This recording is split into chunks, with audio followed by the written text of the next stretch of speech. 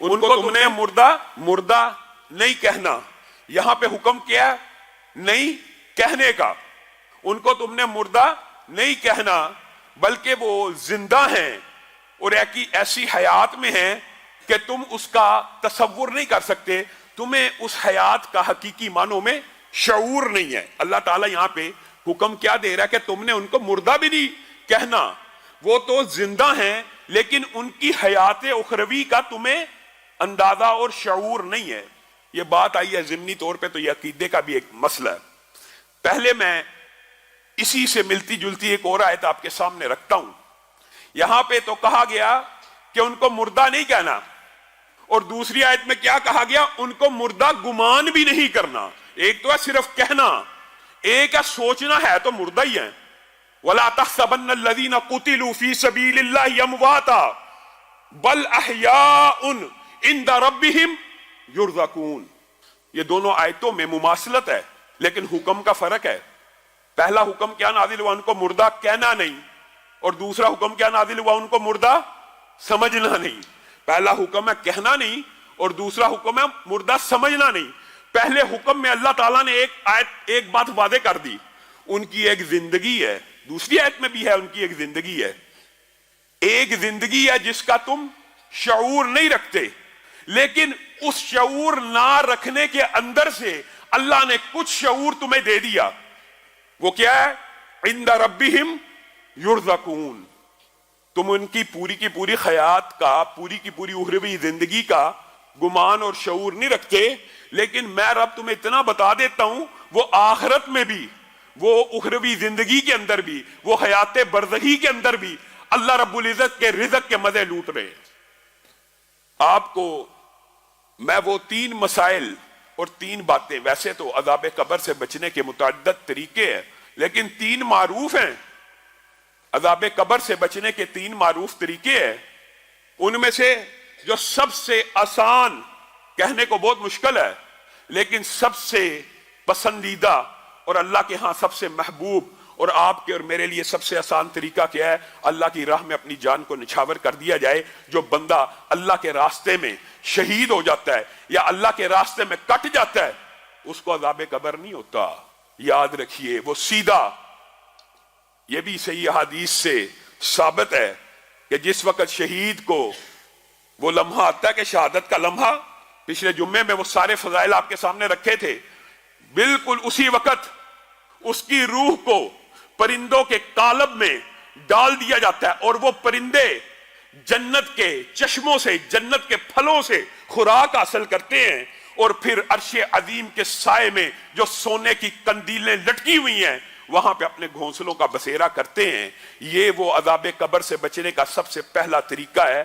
قبر کی زندگی بڑی لمبی ہے اور میں آپ کو ایک بات بتلاؤں ضمنی طور پہ, یہ جو دنیا کی زندگی ہے, یہ جتنے زندگی کے مدارج ہیں 7-8, ایک تو ہے نا زندگی کے وہ 4 مدارج, ان کی بات نہیں ہو رہی. یہ جو سلسلہ ہے زندگی کا, اس کے بعد موت ہے, اس کے بعد قبر ہے, اس کے بعد حشر ہے, اس کے بعد جی اٹھنا ہے, اس کے بعد میدان میں حساب کتاب ہونا ہے, اس کے بعد عدل کا نظام ہونا ہے, اس کے بعد دائیں یا بائیں میں نامہ مال پکڑا دینا ہے, اس کے بعد پل صراط سے گزرنا ہے, اس کے بعد جنت یا جہنم میں جانا. یہ جو 7-8 یہ والے سلسلے ہیں, ان میں سے سب سے چھوٹا سلسلہ اگر کوئی ہے تو وہ دنیا کی زندگی ہے.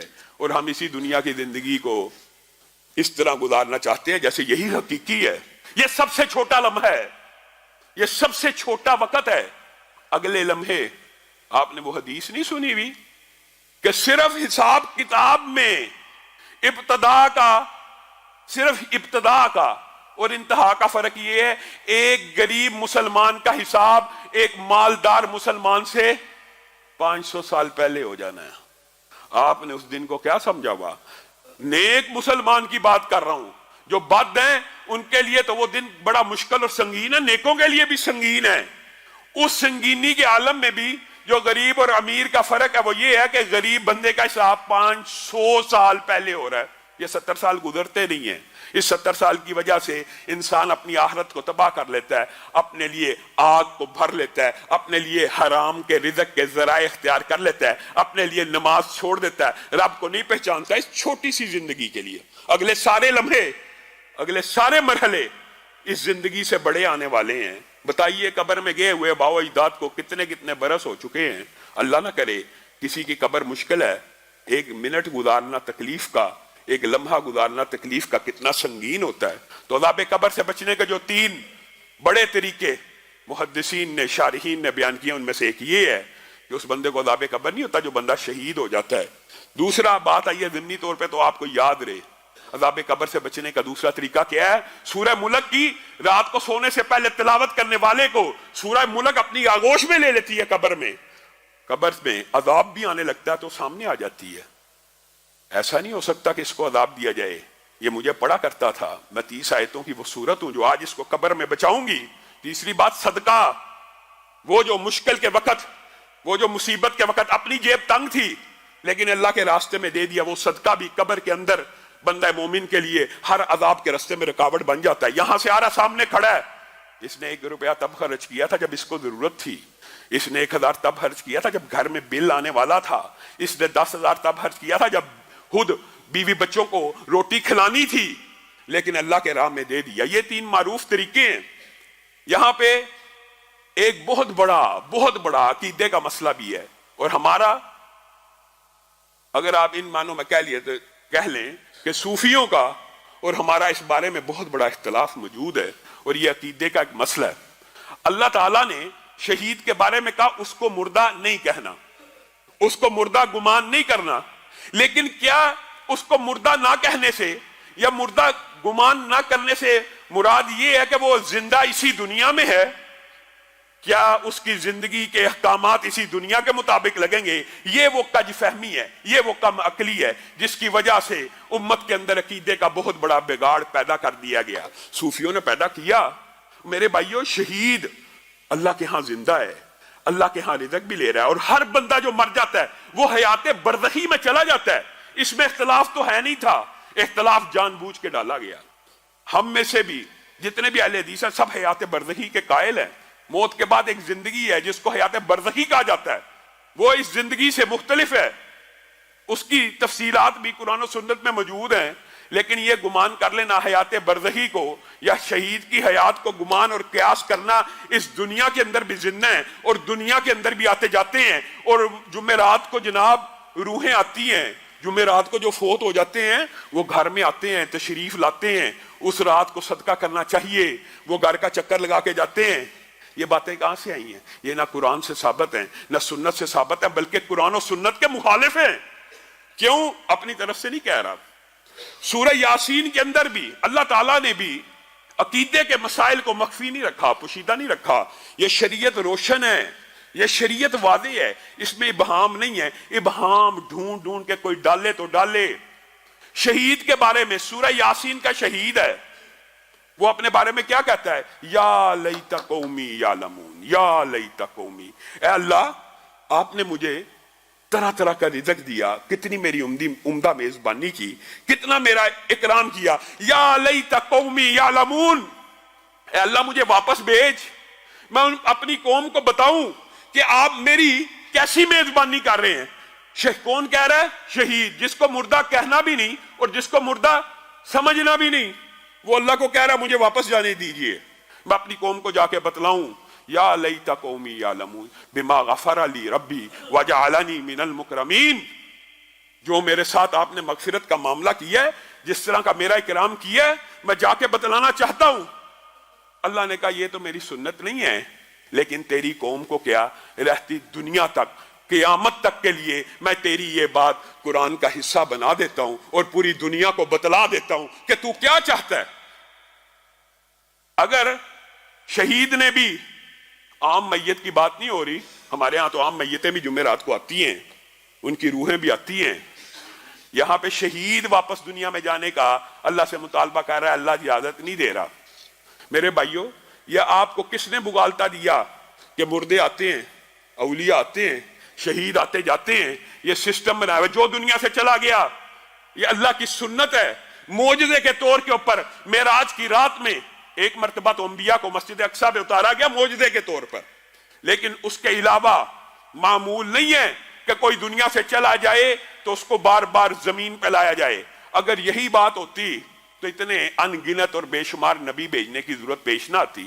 ایک آدم آئے تھے, وہی جاتے وہی واپس آ جاتے, وہی جاتے وہی واپس آ جاتے, وہی جاتے وہی واپس آ جاتے. تجربہ بھی بڑھتا, ایکسپیرینس بھی زیادہ ہوتا, سمجھانے کے طریقے بھی ہوتے. نہیں, جو ایک مرتبہ چلا گیا وہ اس حیات برزخی میں چلا گیا جہاں سے واپس دنیا میں آنا ممکن نہیں ہے. اگر ممکن ہوتا تو شہید یاسین کو اللہ اجازت دیتا, شہداء کو اللہ تعالیٰ اجازت دیتا کہ جاؤ واپس گھروں میں جاؤ. ہاں, یہاں پر ایک ابہام پیدا ہو سکتا ہے کہ جناب ہم نے بہت سے واقعات ایسے سنے ہیں کہ جناب روحیں آئی ہیں, جناب آواز آئی ہے, جناب بالکل جو والدہ فوت ہو گئے تھے فلاں کے پاس گئے, انہوں نے بالکل جی ہماری ان سے بات کرائی, جی ہماری ان سے گفتگو کرائی. یہ 90% سے زائد شرک کے جو دھندے ہیں یہ شیاطین اور جنات کے ساتھ چلائے جاتے ہیں. اور یہ ایک عام فہم بات ہے. دجال کی جو حدیثیں آپ نے سنی ہیں, پڑھی ہیں, دجال بندہ کہہ دے گا نا میں تجھے رب تب مانوں گا تو میرے مردہ باپ کو زندہ کر کے دکھا. وہ مردہ باپ کو زندہ کر کے دکھا دے گا. حدیث میں کیا آتا ہے؟ اگر حدیثیں پڑھی ہوں تو ہمیں یہ سارے دجالی فتنوں کی سمجھ آ جائے. حدیث میں کیا آتا ہے؟ حقیقت میں وہ اس کا باپ زندہ نہیں ہوا ہوگا بلکہ جن اس کے باپ کی شکل میں زندہ ہو کے سامنے آ جائے گا. وہ کون سا جن؟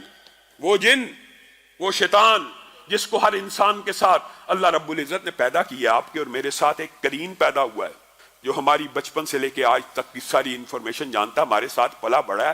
اس کی یہ ڈیوٹی ہے ہمیں گمراہ کرے, اس کی یہ ذمہ داری لگائی گئی ہے ہمیں گمراہ کرنے کی. وہ ہمارا ماضی جانتا ہے. اور یہ جو کاہن اور جادوگر ہوتے ہیں یہ سارے کے سارے آپ کو جو اب آپ کے باو اجداد کی روحوں سے ملواتے ہیں یہ وہی جنات ہوتے ہیں. اور آپ جب ان سے کوئی بات پوچھ لیتے ہیں وہ جن آپ کے باپ کی ہر بات سے واقف ہے اور وہ آپ کو کوئی ایسا ہنٹ دے دیتا, آپ کہتے ہیں یقیناً یہ میرے ہی باپ کی روح سے میری بات ہوئی. معاذ اللہ, یہ کاہن نے تیرے ساتھ دھوکہ کیا. اور اسی لیے رسول اللہ صلی اللہ علیہ وسلم نے کہا تھا کاہن, آپ کو پتا نا کاہن درست بات بھی بتا سکتا ہے جن سے انفارمیشن لے کے, درست بات بتا سکتا ہے. حتیٰ کہ آپ حیران رہ جائیں گے, صحیح حدیث کے الفاظ ہیں رسول اللہ صلی اللہ علیہ وسلم کا. آپ کو پتا ہے کائنات میں ایک ایسی شخصیت ہے, صرف واحد نبی کریم, آدم بھی نہیں, کوئی رسول اور پیغمبر بھی نہیں, صرف نبی کریم صلی اللہ علیہ وسلم واحد ہیں جن کے قرین نے کلمہ پڑھ کے اسلام کو قبول کر لیا تھا. واحد ہیں کہ جن کے ساتھ جو شیطان پیدا ہوا تھا گمراہ کرنے کے لیے وہ بھی رسول اللہ صلی اللہ علیہ وسلم کی اخلاق, عادات اور عبادات سے متاثر ہو کے اسلام کو قبول کر لیتا ہے. واحد ہے, واحد. لیکن نبی کریم صلی اللہ علیہ وسلم بھی جب چیک کرنے گئے تھے, آپ نے ساروں نے یہ حدیث پڑھی بھی ابن سیاد والی, تو اس نے اس عالم میں کہ قرین ابھی مسلمان ہے لیکن نبی کریم نے پوچھا تھا میں کیا سوچ رہا ہوں, تو اس نے کہہ دیا تھا آپ دکھ سوچ رہے ہیں, مجھے لگتا ہے دکھ. حالانکہ آپ کیا سوچ رہے تھے؟ سورہ دخان, سورہ دخان سوچ رہے تھے. گویا وہ بعض چیزوں کو اچک لیا اس نے بھی, پورا پہنچ نہ سکا لیکن دھوئیں تک پہنچ گیا کہ آپ کوئی ایسی بات سوچتے ہیں اور میں اور آپ. اسی لیے رسول اللہ صلی اللہ علیہ وسلم نے کہا تھا کاہن درست بات کر سکتا ہے آپ کے جن سے انفارمیشن لے کے, جی فلاں جی کیا کھا کے آیا ہے, یہ جی یہ چیز کھا کے آیا ہے, یہ بتانے والا ولی اللہ ہے, یہ بتانے والا کاہن اور جادوگر اور بے ایمان دھوکے باز ہو سکتا ہے, ولی اللہ نہیں ہو سکتا, وہ کاہن ہے. اسی لیے رسول اللہ صلی اللہ علیہ وسلم نے کہہ دیا تھا کہ جس نے کسی نجومی کے پاس, عراف کے پاس, کاہن کے پاس, قیافہ لگانے والوں کے پاس جو گیا 40 دن تک نماز قبول نہیں ہے, یہ پلنٹی ہے. اور جس نے اس کی بات کی تصدیق کی, حالانکہ سچ بول سکتا ہے, جس نے اس کی بات کی تصدیق کی اس نے میں محمد صلی اللہ علیہ وسلم کے اوپر اترنے والی وحی کا انکار کر دیا. بتائیے کوئی سلسلہ رسول اللہ صلی اللہ علیہ وسلم نے چھوڑا دجال سے بچنے کے لیے؟ آپ آج ہم چھوٹے چھوٹے دجالوں اور کاہنوں کے اوپر ایمان لے کے اچھا تو بے ایمان ہیں, نماز کا جن کو خیال نہیں ہے, شریعت کا جن کو پاس نہیں ہے. میرے بھائیوں یہ کیسا عقیدہ ہے, یہ کیسا فلسفہ ہے؟ جو بندہ تمہیں کہہ رہا ہے میں ولی اللہ ہوں اور میں تمہیں اللہ سے ملانا چاہتا ہوں, خود وہ بندہ 6 مہینے سے نہایا نہیں ہے, 6 مہینے سے اس نے نماز نہیں پڑھی, وہ آپ کو اللہ سے ملانا چاہتا ہے کہ شیطان سے ملانا چاہتا ہے. اور یہ اللہ معاف کرے یہ بات کہتے بھی شرم آتی ہے, جی یہ بڑے پہنچے ہوئے ہیں. کہاں پہنچے ہوئے ہیں جی؟ ان کے اوپر تو نمازیں بھی معاف ہو گئی ہیں. جو نمازیں انبیاء اور صحابہ میں معاف نہیں ہیں وہ آج کل کے اس بے ایمان جادوگر کے اوپر جو اپنے آپ کو ولی اللہ کہتا ہے معاف ہو گئی ہیں. 6 مہینے سے جی نہائے نہیں ہیں, بڑے پہنچے ہوئے ہیں. یہ بدبو کے اندر, یہ جادوگر کے دھندے کے اندر, یہ کالے علم کے اندر ہمیں وہ سب طریقے پتہ ہیں کہ جن کے ذریعے یہ اپنے کریم کے ساتھ ہم کلام ہوتے ہیں. بڑے گندے اور بڑے قبیح اور غلیظ طریقے ہیں. جو کوئی اس حوالے سے انفارمیشن لینا چاہے وہ الگ بات ہے, لیکن بات یہاں پہ شہید کی زندگی کے بارے میں آئی ہے تو ضمنی طور پہ بھائی میں نے یہ باتیں آپ کے سامنے رکھ دی ہیں. انشاءاللہ سورہ جن کے نزول اور سورہ جن کے واقعے کے اندر جنات کی قسموں اور اس والے سے انشاءاللہ مختصر چند گزارشات کو آپ کے سامنے رکھوں گا. تو مختصر بات یہ ہے کہ حیات برزخی کے ہم بھی قائل ہیں. معراج کی حدیث میں ہمیں یہ بات واضح طور پہ ملتی ہے کہ انبیاء کی برزخ بہت اعلیٰ ہے. یہ بات مانتے ہیں کہ ہر بندے کی برزخ اس کے اعمال کے مطابق ہے. ولی کی, مومن کی بھی برزخ اونچی ہے, لیکن نبیوں کی بہت اعلیٰ ہے. آدم پہلے آسمان پہ ہیں, اس طرح انبیاء کی برزخی زندگی بڑے اونچے مقامات پہ گزر رہی ہے. شہیدوں کی برزخی زندگی عرش کی کندیلوں کے نیچے گھونسلے بنا کے گزر رہی ہے. اللہ تعالیٰ ان کو پرندوں کے قالب دیتا ہے. یہ شہادت کے جو فضائل اور مرتبے, ایک طرف سے احادیث آ رہی تھیں, ایک طرف سے قرآنی آیات آ رہی ہیں. رسول اللہ صلی اللہ علیہ وسلم بنیادی طور کے اوپر یہ تیاری کر رہے ہیں کفار کے ساتھ ایک عظیم الشان مارکے کی. اور رسول اللہ صلی اللہ علیہ وسلم اپنے صحابہ کو یہ حکم دیا کرتے تھے. یہ بات بھی آئی ہے سیرت کے باب کے اندر, یہ بھی اہم ہے کہ رسول اللہ صلی اللہ علیہ وسلم نے اول مدینہ میں ہجرت کر جانے کے بعد بھی مسلمانوں کو یہ کہا تھا کوئی مسلمان بغیر پہرے کے مت سویا کرے. یعنی اس سے مراد یہ تھی چند مسلمان سویا کریں اور چند مسلمان ان کا پہرا دیا کریں.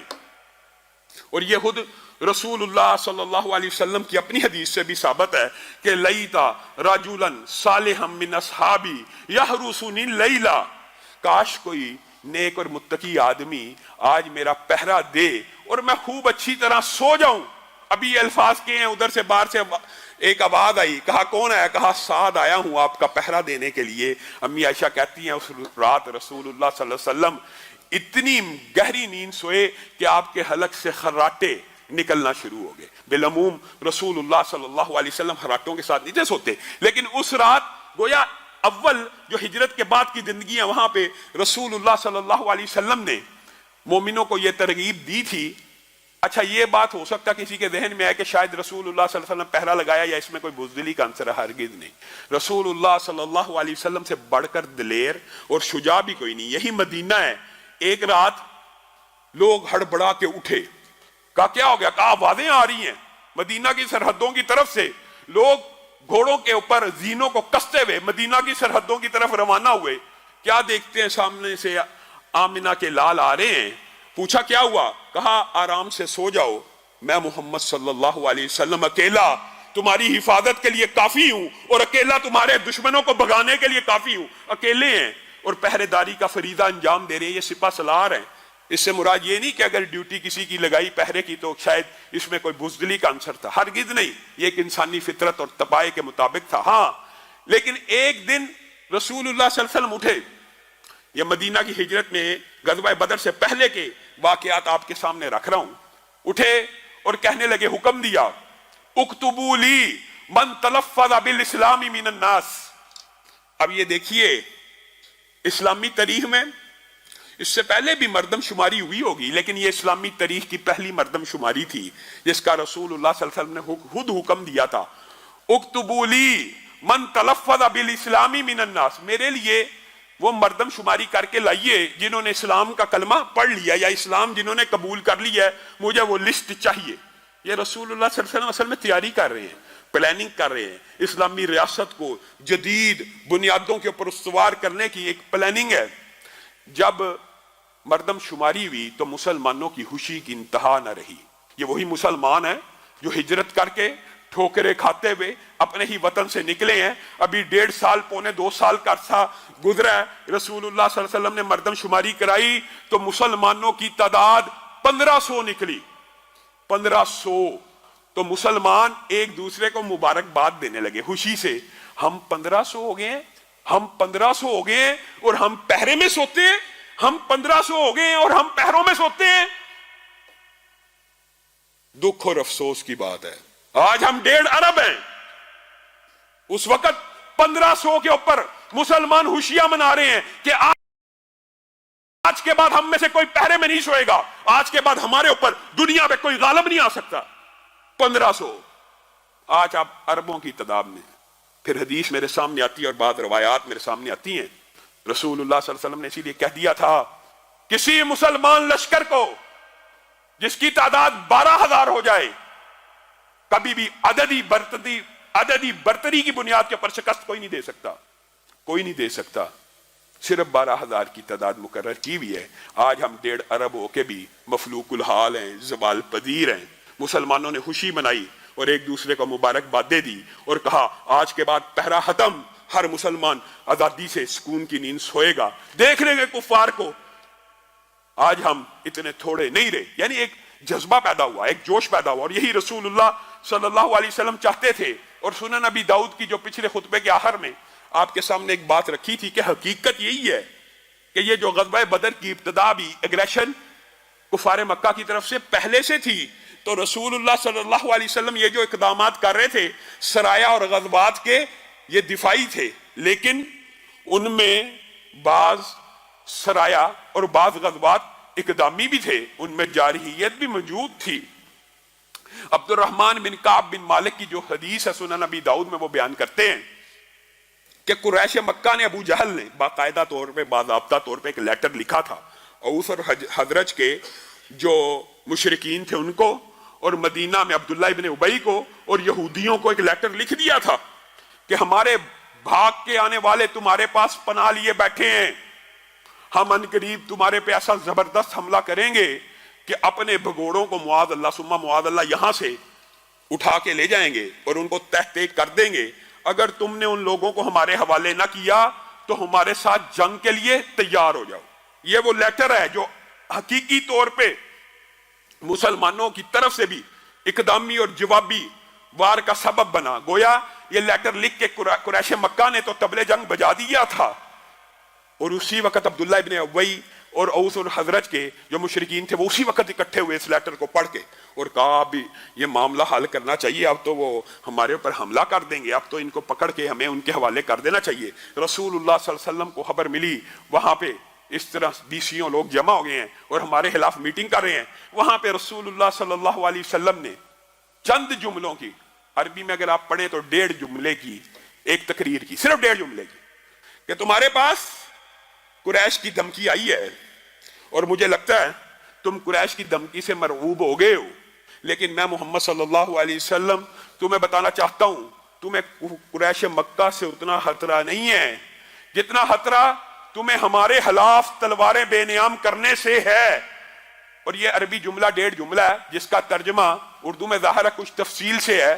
तो रसूलुल्लाह सल्लल्लाहु अलैहि वसल्लम ने जो अगली बात की वो ये थी, क्या तुम चाहते हो तुम्हारे अपने ही बहन भाई, तुम्हारे अपने ही कुंबे और कबीले के लोग जो इस्लाम कबूल कर चुके हैं तुम्हारे खिलाफ तलवारों को बेनियाम करें? बस ये वो जुमला जो रसूलुल्लाह सल्लल्लाहु अलैहि वसल्लम ने बोला था कि कुरैश की वईद आई तुम्हारी तरफ और तुम मुझे उनसे मरऊब लगते हो, लेकिन उस वईद से सख्त बात मैं तुम्हें बतलाता हूं, तुम अपने ही भाइयों के खिलाफ तलवार बेनियाम करोगे।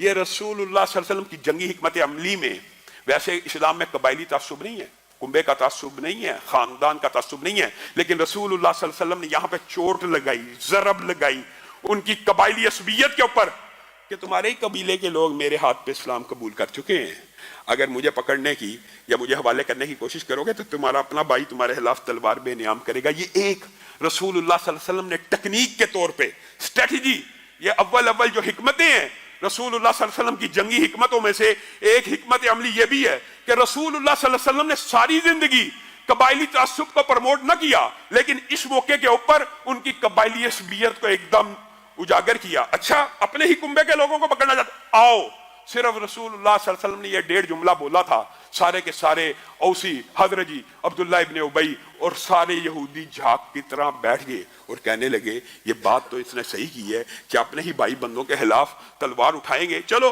कुरैश जब आए देखी जाएगी। ये तो आज ही की बात कर रहे हैं मोहम्मद सल्लल्लाहु अलैहि वसल्लम। तो गोया रसूलुल्लाह सल्लल्लाहु अलैहि वसल्लम की बात जिंदगी के जो गोशे हैं, बतौर मुअल्लिम, बतौर बाप, बतौर खामन, ये तो हमने शायद अक्सर सुने हो, لیکن بطور جرنیل، بطور سپہ سالار، بطور ایک ریاست کے سربراہ، بطور جہادی کمانڈر جو نبی کریم صلی اللہ علیہ وسلم کی حکمتیں تھیں، ان میں سے ہم چونکہ ہم نے کرنا نہیں، چونکہ ہم مادہ نہیں، چونکہ ہمیں یہ بات بری لگتی ہے، ہم نے یہ پڑھنا بھی نہیں، ہم نے رسول اللہ صلی اللہ علیہ وسلم کی سیرت سے یہ ابواب محو کر دی ہیں۔ ساری زندگی ہمارے چند بھائی ہیں جو مکی زندگی بیان کرتے رہتے ہیں، صبر کی زندگی، صبر کی، یہ جو جہاد کی زندگی ہے یہ بھی رسول اللہ کی ایک زندگی ہے۔ اللہ رب العزت جو کہا گیا، جو سنا گیا، اس کو سمجھنے کی توفیق عنایت فرمائے۔